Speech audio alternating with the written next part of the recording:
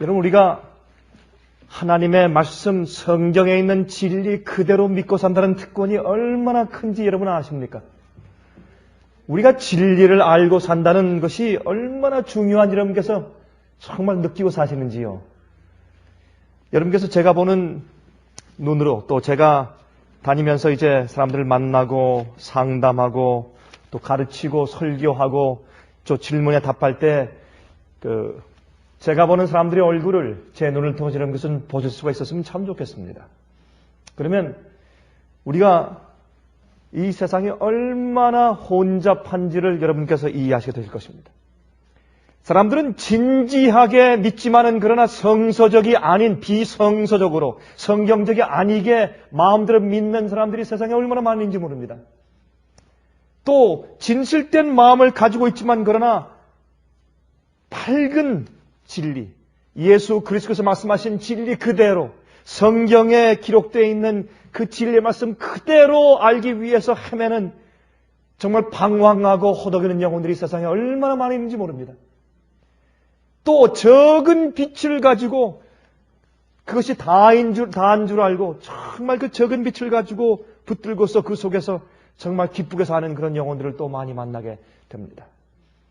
하나님께서 이 교회의 역사를 점점 더 밝은 빛으로 역사해 오셨고 또한 맨 마지막 시대는 주께서 예수께서 이 땅에 재림하시기 바로 직전에 온전한 빛을 가진 충만한 빛을 가진 그 영어에 표현한 것처럼 perfect day 해가 떠올라서 완전한 광명한 빛에 나갈 때까지 역사하시는 마지막 교회 역사를 우리가 또한 보는 것입니다. 여러분, 우리가 빛을 가지고 있다고 하는 것은 얼마나 감사한 일인지 모르겠습니다. 빛을 가지고 있다고 하는 것은 잃어버림을 당하지 않았다는 뜻입니다. 그것은 올바른 길에 서 있다는 뜻입니다. 좌로나 우로나 치우치지 않는다는 것을 의미하는 것입니다. 광신에 빠지지 않았다는 것을 의미하는 것입니다. 극단 속에 있지 않다는 것을 말하는 것입니다. 또한 차디찬 그런 자유주의에 빠지지 않았다는 것을 의미하는 것입니다.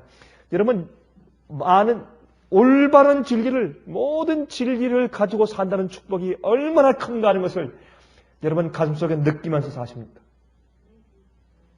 왜 이렇게 조용하세요? 못 느끼세요?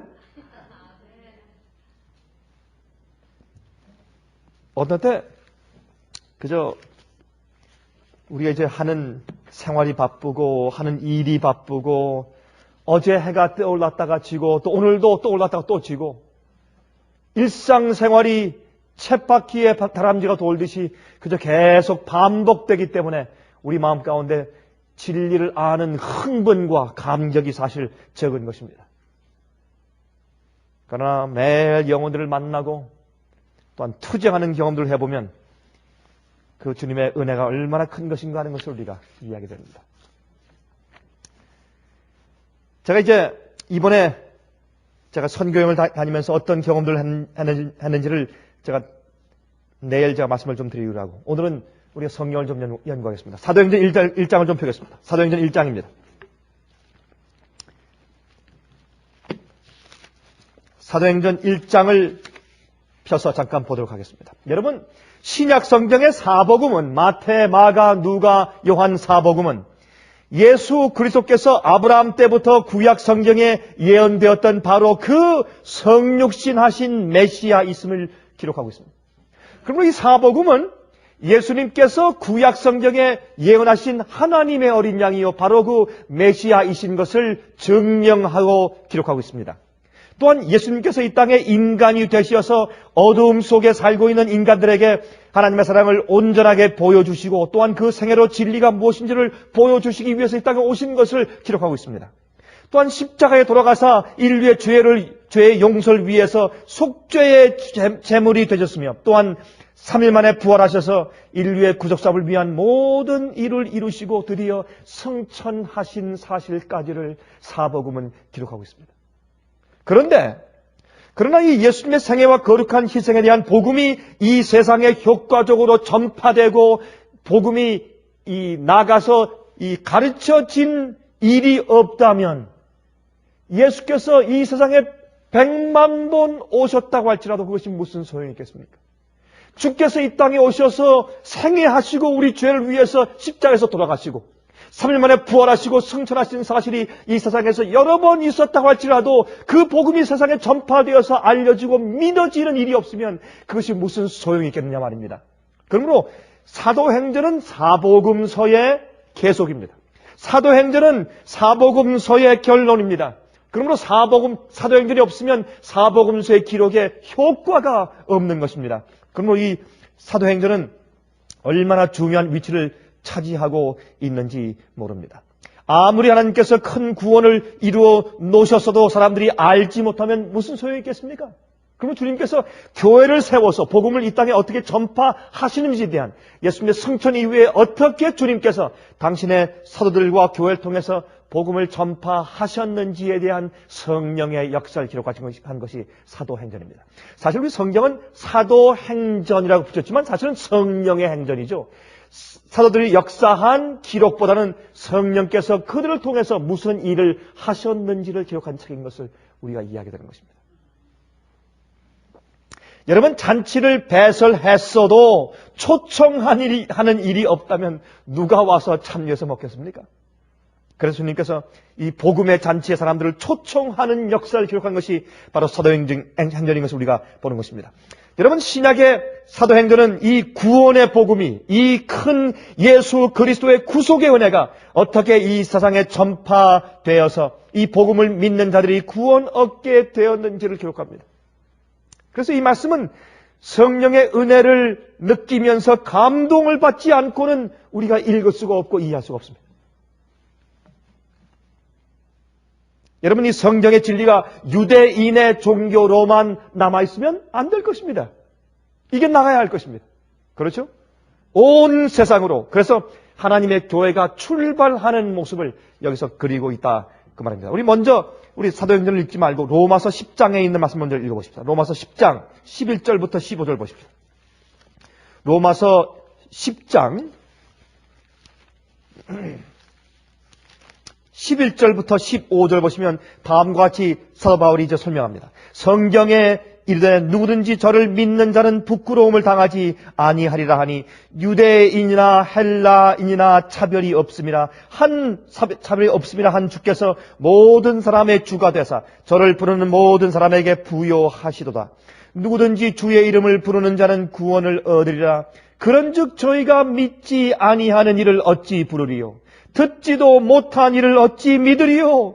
전파하는 자가 없이 어찌 들으리요? 보내심을 받지 아니하였으면 어찌 전파하리요? 기록된 바 아름답도다. 좋은 소식을 전하는 자들의 무엇이요? 발이여 함과 같으니라 그랬습니다.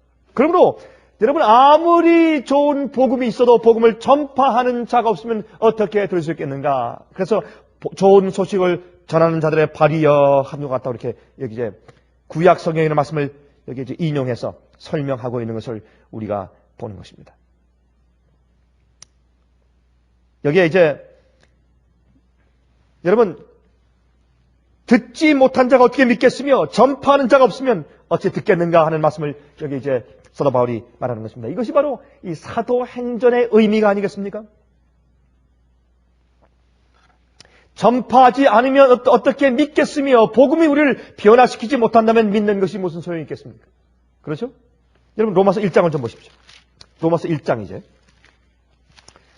로마서 1장을 보시면 1장 1절부터 6절까지 보십시다. 이렇게 설명합니다.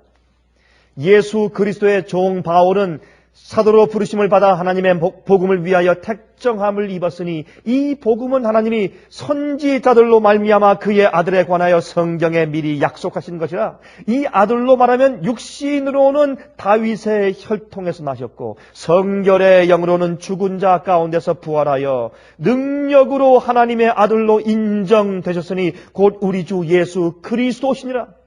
그로 말미암아 우리가 은혜와 사도의 직분을 받아 그 이름을 위하여 모든 이방인 중에서 어떻게 하여? 믿어, 그 다음에 순종케 하나니. 믿는 것이 우리를 하나님의 말씀과 계명을 순종케 하는 그런 입장까지, 그런 레벨까지 이끌지 아니하면 믿는 것이 무슨 소용이 있겠습니까? 여러분, 복음을 전파하지 않을 때 어떻게 믿겠습니까? 그 다음에 믿는 것이 믿음으로 그 믿음이 우리를 성결케 변화시켜서 주의 말씀에 순종하여 다시 반역지 아니하고 다시 범죄치 않도록 우리를 인도하고 진심으로 거듭나게 하고 회개케 만들지 못하면 믿는 것이 무슨 소용이 있겠습니까? 믿는 것은 우리 머리에서 어떤 진리를 동의하는 수준으로 해서 끝나는 것이 아닙니다. 믿음은 우리 속사람이 우리 가슴 속에서 내 속사람을 변화시키고 새로운 마음을 갖고 예수의 마음을 갖게 만들어서 주의 말씀을 지키고 순종하는 데까지 끌고 나가야 그것이 믿음인 것입니다. 그러므로 여기에 이제 분명히 우리를 이 복음을 통해서 믿어 순종케 했다고 말씀합니다. 오늘날 기독교회는 믿는다는 말씀 반쪽만 많이 강조해 십자가만 강조하지만 그 이후에 십자가를 통과한 사람이 구원받은 사람이 주의 말씀대로 사는 순종의 생애에 대해서 너무나 강조하지 않는 시대에 우리가 살고 있지 않습니까? 자, 6절 보십시오. 너희도 그들 중에 있어 예수 그리스도의 것으로 부르심을 입은 자니라 그랬습니다. 여러분, 사도 바울 할 때, 사도 베드로 할 때, 사도 요한 할 때 사도의 뜻이 무슨 뜻입니까? 여러분, 사도행전 할 때 사도의 뜻이 무슨 뜻입니까? 사도라는 뜻은 영어로 apostles, 헬라말로 apostolos. apostolos의 뜻은 보냄을 받았다는 뜻입니다. send, 보냈다 그 말입니다. 하나님께서 복음을 온 세상에 전파하도록 하기 위해서 주의 사명을 받고서 보냄을 받은 자란 뜻이 사도입니다. 여러분, 사도라는 뜻이 뭐 굉장한 뜻 같지만 아닙니다. 그러므로 여러분과 저도 복음을 듣고 사실은 나중에 우리도 같은 그런 사명을 가지고 복음을 전파하기 위해서 보냄을 받은 자입니다. 그러나 사도들은 예수 그리스도께 직접 부름을 받은 자들이기 때문에 사도라고 하는 특별한 명칭을 받았지만 사실은 우리도 사도의 직분, 사도들은 아니지만 사도하는 그런 이제 일에 우리도 동참하고 있는 자들이라고 성경은 말하고 있는 것입니다. 자, 이제 우리 같이 좀 사도행전을 좀 보십시다. 사도행전 1장 1절부터 8절까지 먼저 읽어보도록 하십시다. 데오빌로 각하여. 제가 각하여라고 이 말씀 가운데 없는 말씀을 붙이는 이유는 누가복음에는 데오빌로 각하예라고 각하라는 말씀을 붙였습니다. 영어로 Your Excellency. 이제 그렇게 이제 각하라는 말씀 붙였는데 여기엔 지금 그 말씀이 붙어있지 않지만 누가복음에는 각하라고 했습니다. 데오빌로요, 내가 먼저 쓴 글에는 무릇 예수의 행하시며 가르치시기를 시작하신부터 그의 택하신 사도들에게 성령으로 명하시고 승천하신 날까지의 일을 기록하였노라 그랬습니다. 다시 말해서 이 편지가 데오빌로라고 하는 분에게 쓰여진 두 번째 편지인 것을 아는 것입니다. 여러분이 이 편지를, 이 사도행전을 기록한 저자가 누가입니다. 누가는 헬라 사람이었습니다. 누가는 의사였습니다. 사도 바울과 동행하면서 같이 선교 여행을 다녔던 동역자 가운데 한 사람이었습니다. 그는 성령께서 어떻게 교회를 세우시고 어떻게 역사하시고 어떻게 유대에서 시작한 그 교회가 온 세상에 전파되는가 하는 것을 그의 눈으로 직접 목격한 사람입니다. 그는 이 데오빌로에게 지금 이제 말씀을 기록하는데 데오빌로에게 쓰는 이 편지는 이 데오빌로라고 하는 이 이름의 뜻은 하나님의 친구라는 뜻입니다. 이 헬라말에서 데오라는 말은 하나님이죠. 그러면 이 필레오라고 하는 사람이 같이 친구들과 인간과 인간 사이의 사랑을 필레오라고 말하죠. 사랑에 이제 이 에로스가 있고 필레오가 있고 또 아가페가 있지 않습니까? 그런데 이 필레오란 말은 사람과 사람 사이입니다. 그래서 필레오란 필레오라는 뜻은 친구라고 하는 그런 이제 의미가 거기에 들어있는 것입니다. 그러면 데오빌로, 필로스라는 말은 친구란 말이고 데오스는 하나님입니다. 그래서 하나님의 친구란 뜻입니다.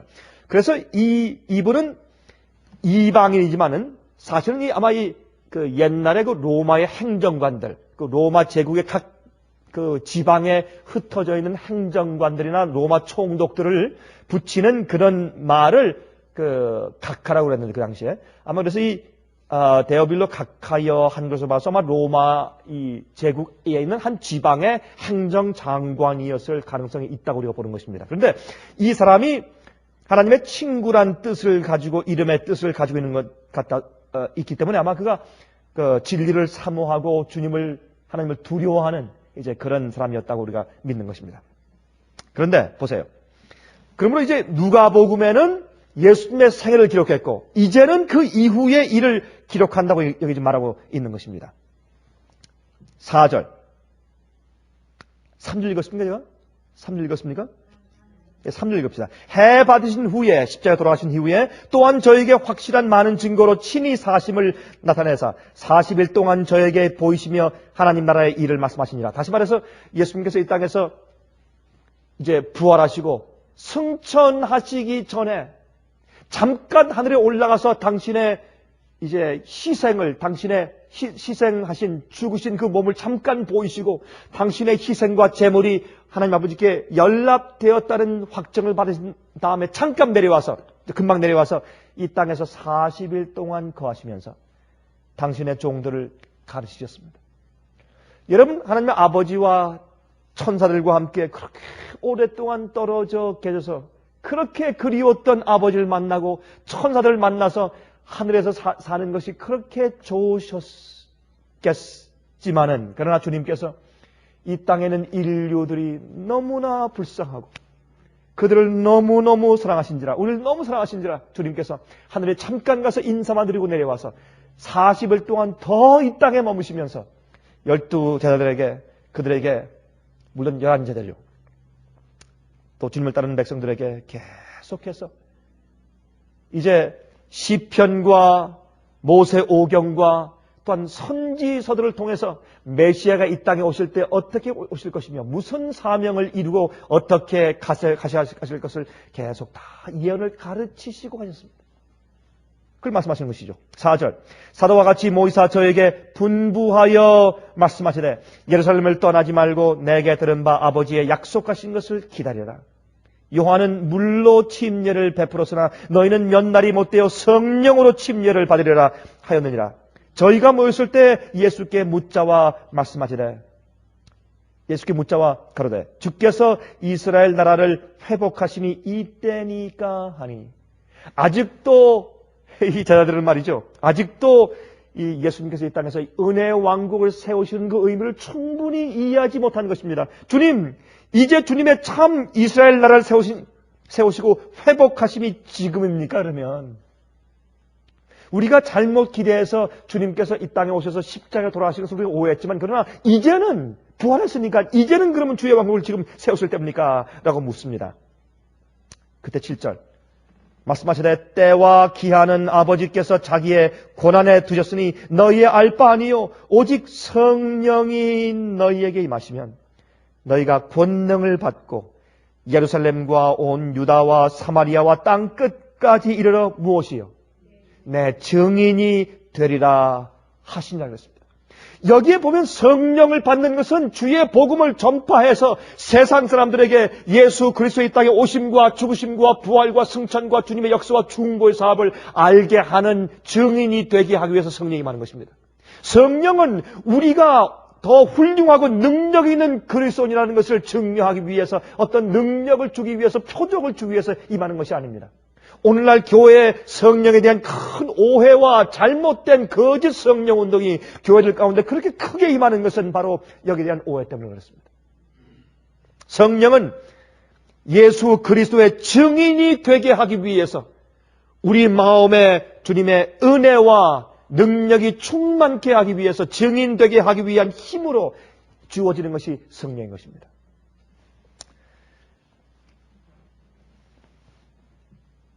여러분, 여기에 11 제자들과 또한 그 다락방에서 기도하던 120명, 이 사람들이 예수님께서 성천하신 이후에 그들이 다락방에 모여서 기도할 때 예수님께서 확실히 하나님의 아들이시며 메시아시며 그분을 믿지 않으면 구원이 없고 하늘에서 가장 중요하신 분이, 이 땅을 창조하신 분이 조물주가 사람이 되셔서 지난 2000년 동안, 아니 창세기부터 예언하신 그 거룩하신 분이 인간을 직접 만드시고 이 온 세상 우주 만물이 당신의 손을 거치지 않고 창조된 것이 하나도 없는 바로 그분이 인간으로 이 땅에 오셔서 사시고 십자가에 돌아가시고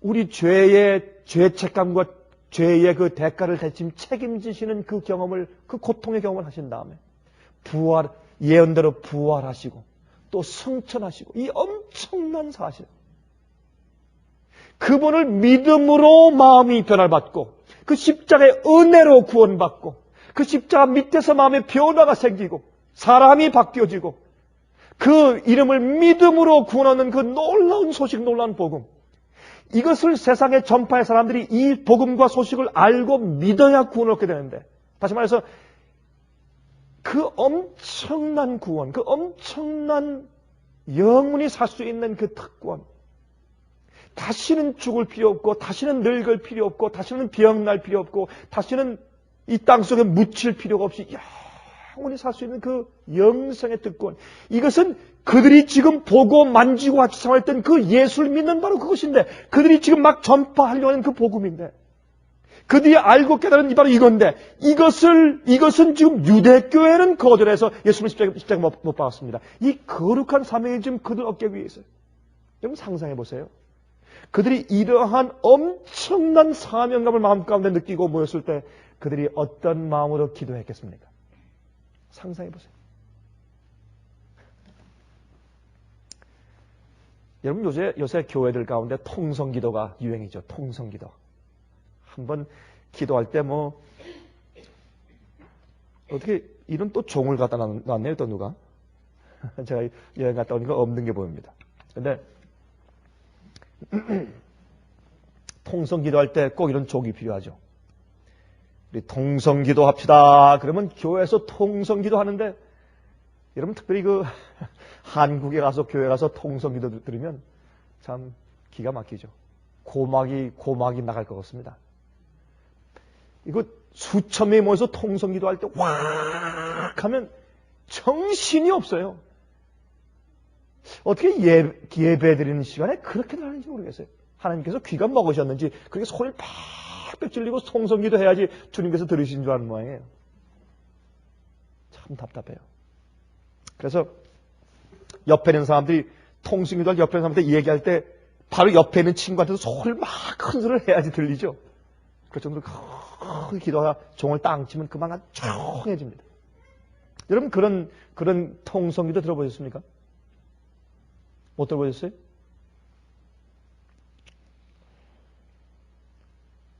그런 거 말고, 그렇게 인위적인 기도들 말고, 소리를 높여서 해야지만 간절한 기도라고 생각하는 많은 사람들 생각 말고, 자기들이 해야 되는 사명감에 억눌려서, 성령의 필요가 너무 간절해서, 그 주님이 지금 내 곁에 아직도 계셨더라면 얼마나 좋을까.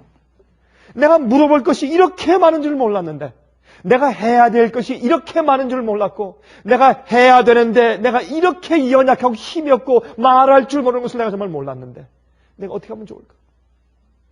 큰 세상 앞에서 그 사명감에서 억눌려서 하는 그들의 기도 소리를 이러면 마음 가운데 상상해 보십시오. 이것이 다락방의 기도입니다. 그들 가슴 속에서 우러나오는 간절한 기도, 떨리는 목소리, 벅찬 가슴과 어떤 때는 이 기도하다가 이 목이 메어서 기도할 수가 없어요.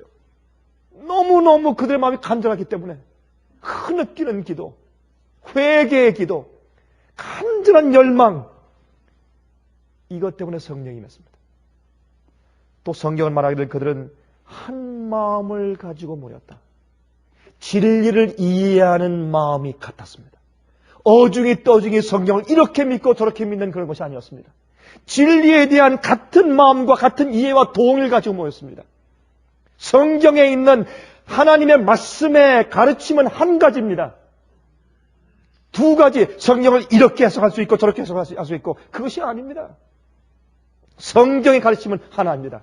성령도 하나예요, 주도 하나예요, 믿음도 하나입니다. 그런데 세상에 왜 이렇게 혼잡한 가르침들이 많습니까?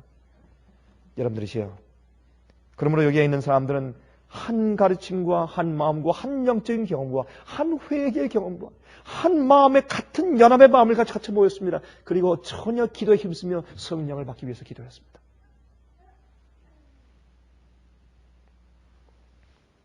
여기에 말했습니다. 여기에 바로 이 주께서 이스라엘 나라를 지금 회복하실 때가 바로 지금입니까? 그렇게 물었습니다. 여러분, 아직까지도 이 예수님의 제자들에게는 이 이스라엘 나라라고 하는 주님께서 택하신 교회에 대한 관심이 많았습니다. 여러분, 그것은 중요한 것이었습니다. 이 뒤에 보면 1장 그 끝에 보면 마띠아라고 하는 그 제자를 한 사람 더 뽑습니다. 가론 유다가 나갔기 때문에 가론 유다가를 통해서 이제 비운 한 자리를 갖다가 다시 한 사람을 구태여 선택해서 성령께 기도해 주님께서 그를 선택해서 마띠아를 뽑아서 12명의 사도의 숫자를 채웁니다. 여러분 왜 그렇습니까? 왜 구태여 12의 숫자를 채웠습니까? 아니 11사도가 일하면 안 됩니까? 충분하죠. 성령께서 일하는 것이지 사람이라는 것입니까? 그러나 그것은 상징적인 의미에서 중요한 것이었습니다. 12는 완성 숫자입니다. 7은 완전 숫자입니다. perfection입니다. 그러나 12는 완성 숫자입니다. completion입니다. 그래서 다시 말해서 하나님께서 완전히 역사에서 일주일 제도가 있습니다. 제1일과 제7일이 있고 7일 지나면 또 일주일이 또 제1일이 있습니다. 그것은 주님께서 세상을 창조하실 때도 6일 동안 창조하신 다음에 제7일에 쉬셨다고 설명하십니다. 제7일 일주일 제도가 주어집니다. 그러나 12은 주님께서 당신의 나라와 당신의 백성들과 교회를 온전히 다 모셔서 그 숫자가 차고 당신의 사업이 복음 사업이 다 이루었다는 것을 의미합니다. 그러므로 12지파입니다. 새 예루살렘 성도 12기초석이고 12대문입니다. 12는 완성 숫자입니다. 그럼 주님의 당신의 백성들을 전부 모아서 완성된 교회를 상징합니다. 그러면 12제자는 12지파인 이스라엘 백성들이 배도하여 주님을 반역하여 결국은 버림받게 되자 주님께서 할 수 없이 12명을 다시 택해서 영적인 12지파를 시작하시는 것입니다. 이것은 눈에 보이지 않는 영적인 교회를 상징합니다. 이것은 영적인 이스라엘 영적인 교회를 상징하죠.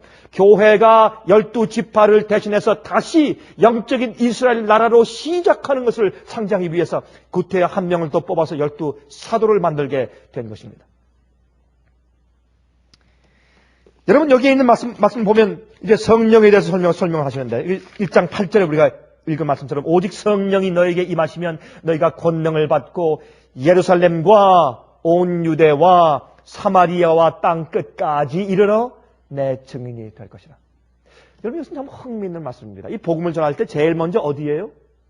지금까지 빛과 진리가 가장 많이 전파되었던 장소. 그러므로 그들이 마음이 더 완악해지고 주님을 거역하고 예수 십자가 못 박은 바로 그곳, 그 진리를 주었던 그 중심 장소인 예루살렘에서부터 다시 시작하는 말입니다. 다시 말해서 진리를 그들이 들었지만 그러나 확신하지 못한 자들이 아직도 있을까봐, 아직도 지도자들의 잘못된 가르침 때문에 편견 가운데 듣지 못한 자들이 있을까봐 주님께서 잃어버린 이스라엘 양에게 먼저 가라고 하시는 것입니다. 다시 말해서 빛을 받은 자들에게 다시 한번 확실한 빛을 맨 마지막으로 주시는 것입니다. 그래서 성령의 역사. 마지막에 늦음이 성령도 지금까지 있어온 주님의 복음의 전파 역사 가운데 가장 강력한 역사인 것입니다. 큰 소리 외치면. 그게 요한계시록 18장 얘기 아닙니까? 그 가장 강력한 마지막 시대에 빛이 주어진 다음에 그 빛을 거절하면 더 이상 은혜가 없습니다. 더 이상 마음이 이제 완강해지고 완악하게 굳었기 때문에 더 이상 더 큰 성령의 역사가 있을 수가 없고 성령의 역사를 더 이상 마음 가운데 받을 수가 없습니다. 은혜의 시간을 닫는다고 하는 것은 개인이 닫는 것입니다. 어떤 의미에서. 더 이상 성령께서 그의 마음 가운데 역사할 수 없도록 그의 마음이 완악해지는 상태를 바라는 것이 아니겠습니까? 그러므로 주님께서 맨 마지막으로 마지막 기회를 예루살렘부터 주시는 것을 볼 수 있습니다. 다시 말해서 하나님의 참 진리를 가지고 있었으나 그러나 진리로 인해서 변화받고 정말 성화된 경험이 아직 없는 사람들, 은혜 기간 마지막에 서서 이제 완전히 버림받든지 구원받든지 그 마지막 피보털 포인트, 마지막 그 분기점에 서 있는 그 백성들에게 마지막 한 번 더 기회를 주시는 것이 바로 너희가 성령을 받으면 예루살렘과 그 다음에 유대와 그 다음에 사마리아와 땅 끝까지 이르러서. 이게 주님의 은혜입니다. 이게 하나님의 사랑과 자비를 의미하는 것입니다. 그런데 오직 성령이 너에게 임하시면 그랬습니다. 성령이 없이 어떤 사람도 진리로 개인들을, 사람들을, 인간들을 확신시킬 수가 없습니다. 회개한 모든 인간들은 성령의 역사입니다. 진리를 깨달은 모든 사람들은 성령의 역사에 타치된 것입니다. 아무리 훌륭한 변론자나 설교자나 선생이라고 할지라도, 아무리 훌륭한 전도자라고 할지라도 성령의 감동 없이 어떤 개인들을 회개시키거나 진리의 확신을 준 적이 인간 역사상 가운데 없는 것입니다. 항상 그 배후에 성령의 역사가 있는 것입니다. 우리가 인간들을 구원하고 우리가 전도해서 사람들을 이제 모시고 오는 그것은 이미 성령께서 그의 생애 가운데 역사해 오신 열매를 우리가 따는 것에 불과하지, 우리가 어떤 열매도 어떤 사람도 싹트게 할 수 없고 그걸 자라게 할 수 없고 열매 맺게 할 수 없는 것입니다.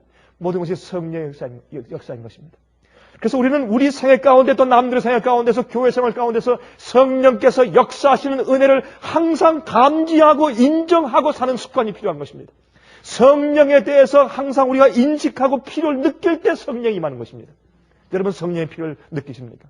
매일 여러분의 개인의 생활 가운데 성령의 역사가 필요합니까? 회개를 위해서 성령의 역사가 필요합니까? 죄를 승리하기 위해서 성령의 역사가 필요합니까? 그러면 진리를 깨닫기 위해서 성령의 역사가 필요합니까? 필요로 간절히 바라는 자들에게 성령의 역사가 임하는 것을 우리가 알 수가 있습니다. 여러분, 여기에 성령의 역사는 개인적인 영적인 경험과 그리고 복음을 나가서 전파할 때 필요한 성령의 권능을 주기 위해서 성령께서 임하신다고 설명하고 있는 것입니다. 그들이 성령을 받으면, 그렇죠? 그들이 깨달았다고 그냥 나가는 것이 아니라 성령께서 역사해서 그들 마음을 정말 복음이 나갈 수 있는 깨끗한 채널, 깨끗한 통로로 성령께서 역사하시는 경험이 개인적으로 있기 전까지 나가서 아무리 복음을 전해야 복음을 전하는 그 역사가 효과가 없는 것입니다. 그 주의 복음과 능력이 통과할 관이 깨끗해야지 힘있게 나갈 수 있고 또한 남들한테 똑바른 진리를 내보낼 수가 있는 것이 아니겠습니까?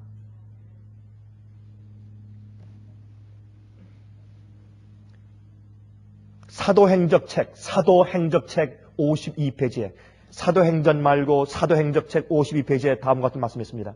한번 들어보십시오. 성령의 직무는 다음에 그리스도의 말씀에 분명히 명시되어 있다. 그가 와서 죄에 대하여 의에 대하여 심판에 대하여 세상을 책망하시리라.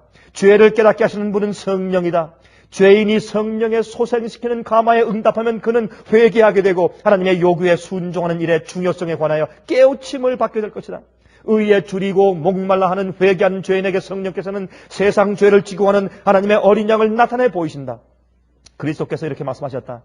그가 내 것을 가지고 너에게 알리겠음이니라. 그가 너에게 모든 것을 가르치시고 내가 너에게 말한 모든 것을 생각나게 하시리라고 하셨다. 성령은 구속주의 죽음으로 이루어진 구원을 효력 있게 만들어주는 재생시키는 대리인으로 보내신 바 되셨다.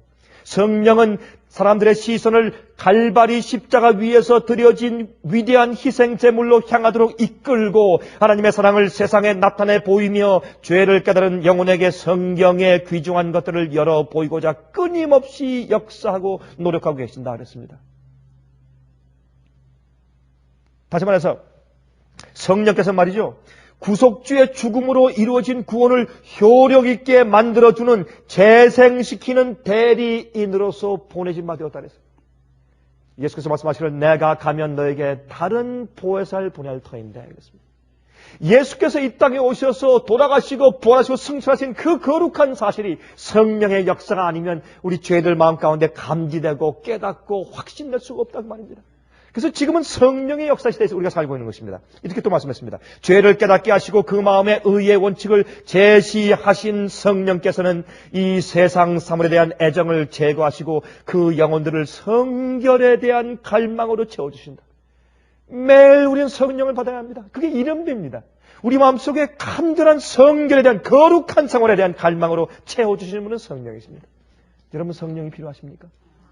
여러분 정말 성령을 갈급하십니까? 목말라 사모하십니까? 성령을 받아야 우리 마음 가운데 회개가 생기고 우리 마음 가운데 세상의 욕망을 버리고 이길 수가 있습니다. 그렇지 않으면 자연적으로 우리 마음속에 잡초가 생기게 되어 있어요. 모든 우리의 구원의 역사는 성령의 역사입니다. 개인적인 노력이 아닙니다. 성령의 역사입니다. 얼마나 성령을 내 마음속에 채우는가 하는 것이 우리 구원의 경험인 것입니다.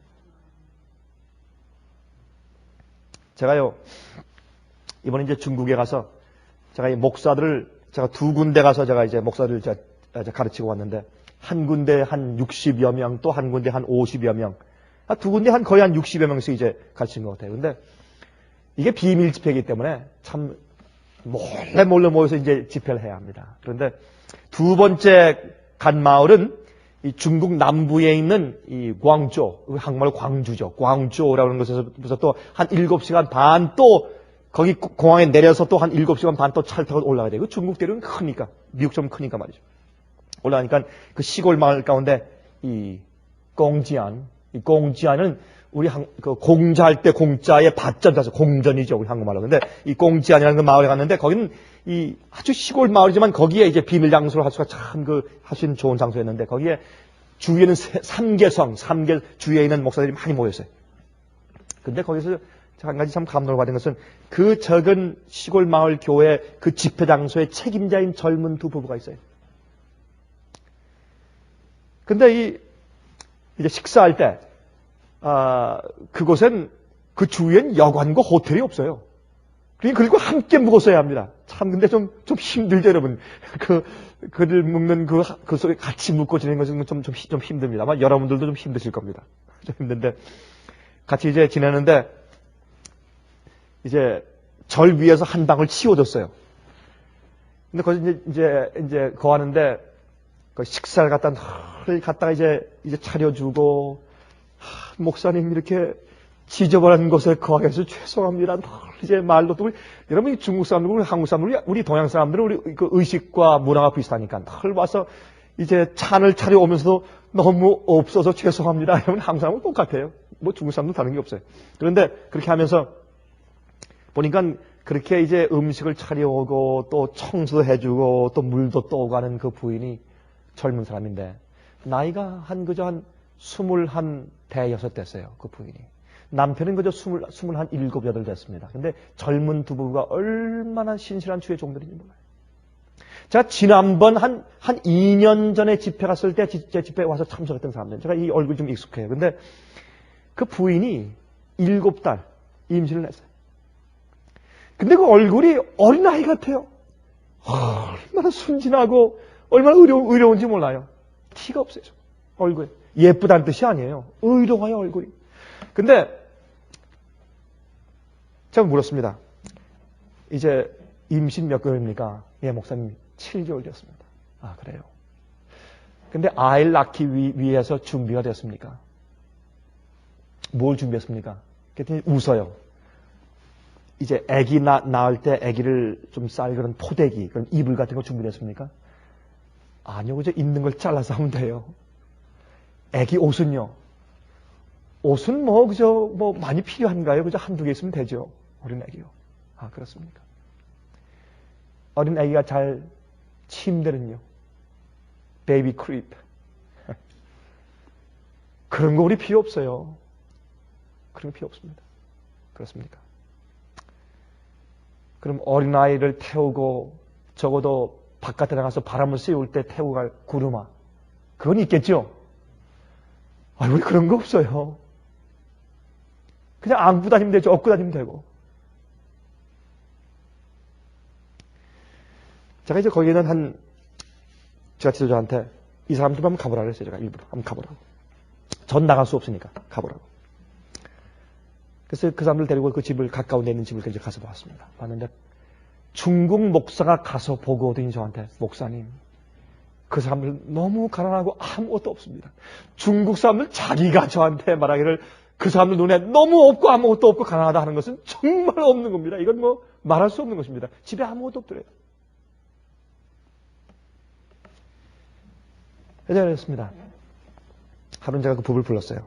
와서 제가 이제 이 돈 가운데 중국 돈을 바꿔서 제가 가지고 있는 것 가운데 몽땅 다 꺼냈어요. 전부 꺼내서 얼마인지 말씀 안 드려서 몽땅 다 꺼내가지고 그 부인의 손에 쥐어주면서 이거는 내가 당신한테 주는 것이 아니라 당신 안에서 태어난 아기에게 주는 겁니다. 당신 아기를 위해서 주는 겁니다. 절대 안 받겠대요. 절대. 우리 이거 못 받습니다. 참 죄송하지만 중국에 있는 조선 사람과 중국에 있는 중국 사람들의 차이가 참 커요. 죄송하지만 한국에서 중국에 들어가서 선교한 사람들이 조선 분들에게 훈련을 많은 경우에 잘못 시켰어요. 중국에 있는 신자들은 중국 신자들은 참 훌륭해요. 차이가 있어요. 저걸 얼마나 많이 느끼는지 몰라요. 이분이 절대 못 받게 돼. 그래서 제가 꽉 쥐어주면서 이거는 내가 당신한테 주는 게 아니에요. 앞으로 아기가 태어나면 그 아이가 자랄 때, 그 아이가 말귀를 알아들을 때, 미국에 오서는 한 한국 목사가 준 것이라고 이렇게 하면서 그 아이의 옷, 구르마, 침대, 다른 필요한 것들 사주시오. 제가 물었어요. 당신에게 꼭 필요한 것이 무엇입니까? 내가 좀 해줄 수 있는 꼭 필요한 것이 무엇입니까? 태어날 아기가 꼭 필요한 것이 무엇입니까? 당신의 집에서 꼭 필요한 게 뭡니까? 내가 꼭 하나 좀 해주고 가고 싶다. 그러니까 이 사람들이 우리는 필요한 것이 아무것도 없습니다, 목사님. 한 가지 있습니다. 그래요. 뭡니까? 그랬더니 이래요. 성령 받기 원합니다, 목사님. 성령 받기 원합니다. 여러분, 제가 울었습니다. 그 앞에서. 목사님, 우리에게 성령이 필요합니다. 목사님, 우리에게 성령이 필요합니다.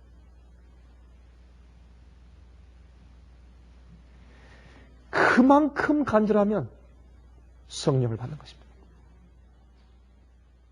이 세상에 있는 어떤 것보다 가장 성령을 간구하는 자들에게 왜 성령이 임하지 않겠습니까? 우리 마음속에 성령이 결핍한 이유가 있어요. 우린 세상에 필요한 것들이 너무나 많고 소원들이 너무나 많아요.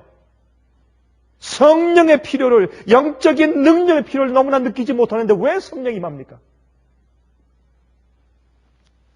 오늘날 이 교회들 속에 거짓 성령 역사가 이렇게 많이 있는 이유는 성령은 임해서 그 사람의 생을 성결케 함으로 임하는 것이지 사람의 어떤 능력과 이상한 어떤 초자연적인 힘을 주기 위해서 임하는 것이 아닙니다.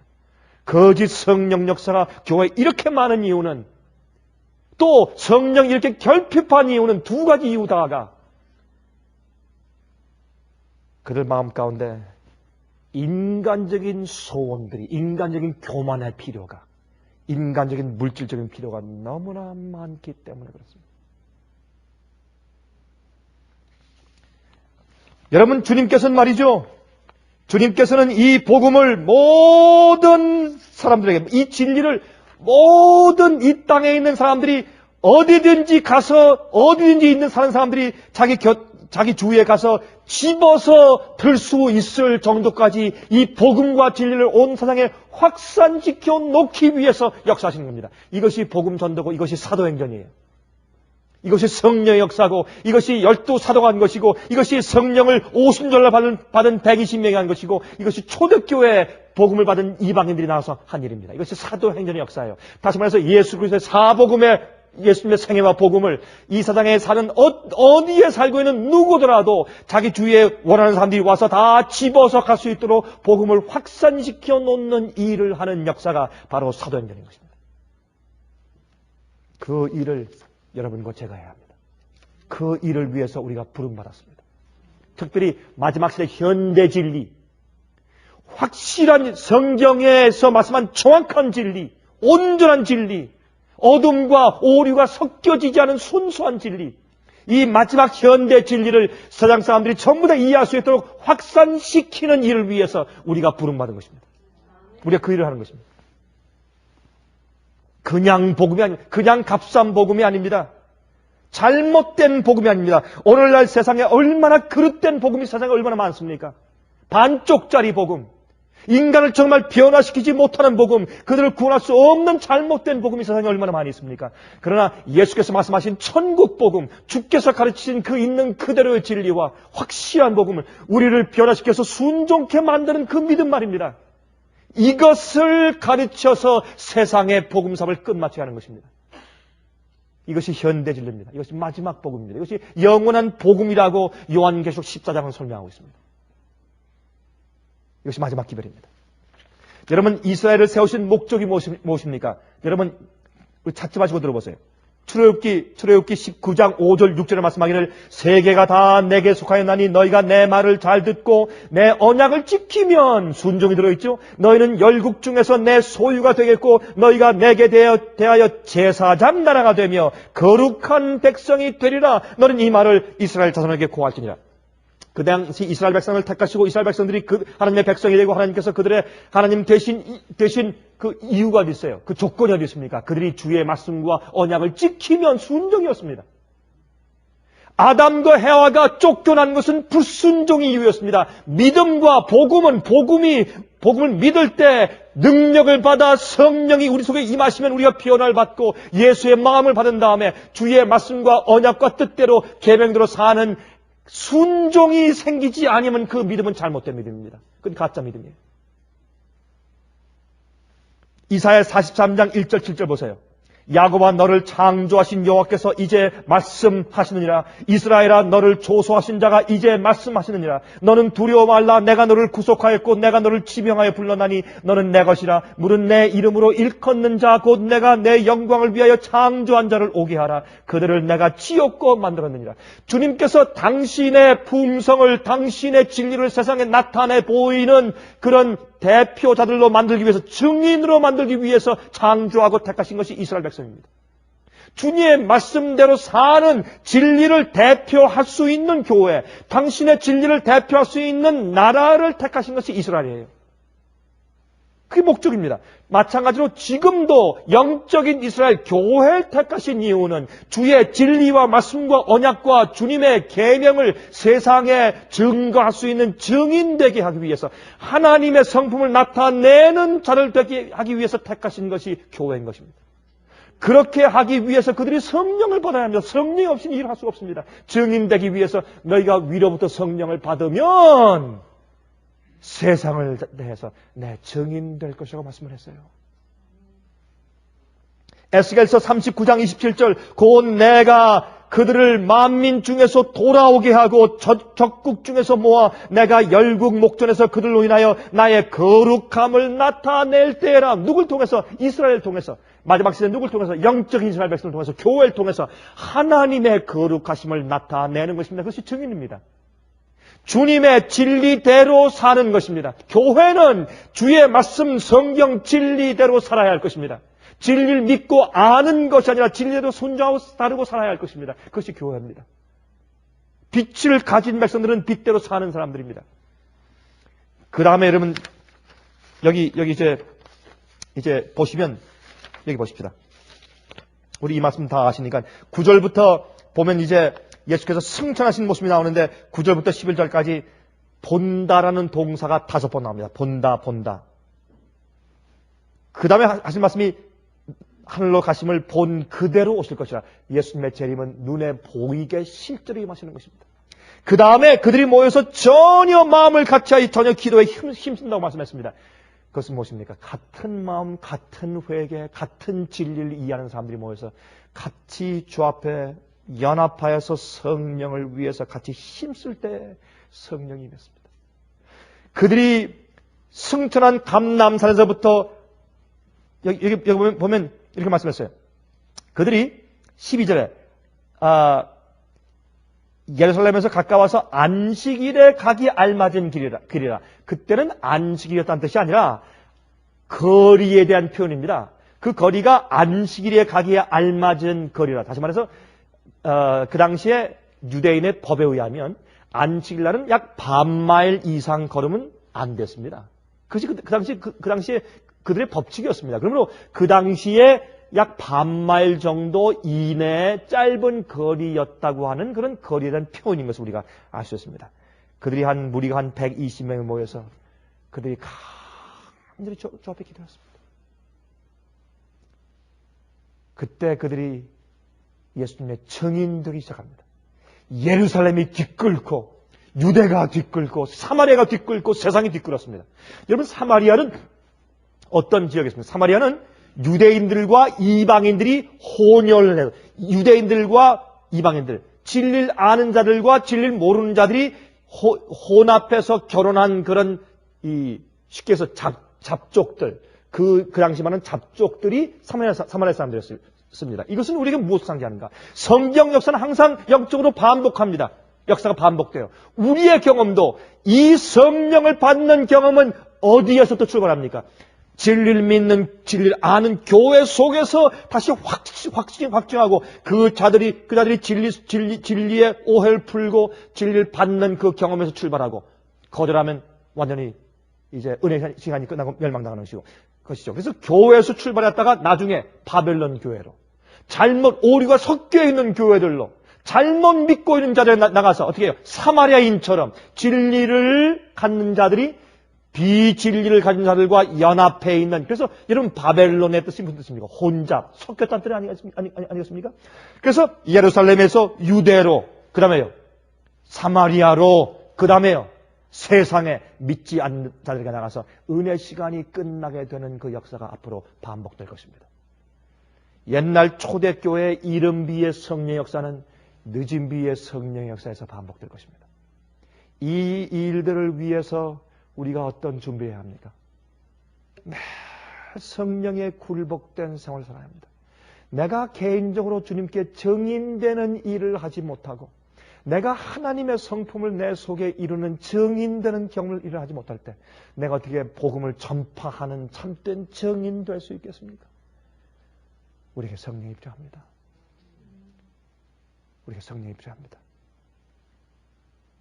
주님께서 마지막 현대 진리를, 이제 마지막 진리를 아는 백성들에게 주셔서 너희가 기다려 위로부터 성령을 받으면 너희가 내 증인 될 것이라. 이 말씀이 여러분과 제 마음 가운데 늘 사무치게 되기를 간절히 바랍니다. 하늘에 계신 우리 아버지, 옛날 오순절날 마가의 다락방에서 모여서 기도했던 120여 명의 주의 종들을 우리가 오늘 기억합니다. 그들의 한 마음으로 모인 분위기를 기억합니다. 그들의 간절한 기도 소리가 우리의 귀에 들리는 것만 같습니다. 주님이시여 우리 마음속에도 그러한 간절함이 생기게 축복해 주시옵소서. 그러한 소원을 저희 마음속에도 넣어주시길 기도합니다. 그러한 거룩한 깨끗한 회개 심령들을 저희들에게도 경험케 해 주시옵소서. 매일 우리의 생활 속에서 주님의 영의 역사가 얼마나 필요한지요. 우리에게 새로운 욕망을 가지기 위해서, 진정한 회개의 심령을 가지기 위해서,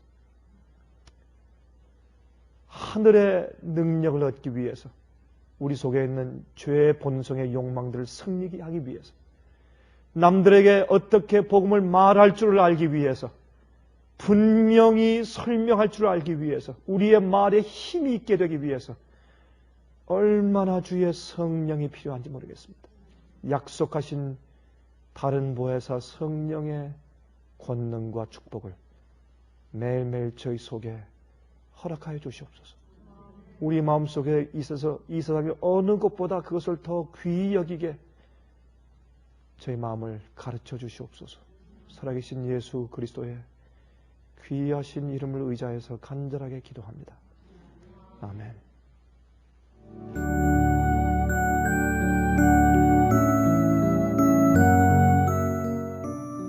예수님의 재림이 가까워오고 있습니다. 지금은 영원한 하늘을 위해 준비해야 될 때입니다. 머지않아 우리의 재물은 아무 쓸모없는 것이 되고 말 것입니다. 하나님께 은혜를 받으셨다면 받으신 축복을 생애빛 복음 사업을 위해서 나누지 않으시렵니까? 헌신하시는 성도님들의 손길에 하나님께서 후히 갚아주실 것입니다. 후원해 주시는 모든 성도님들께 감사드립니다.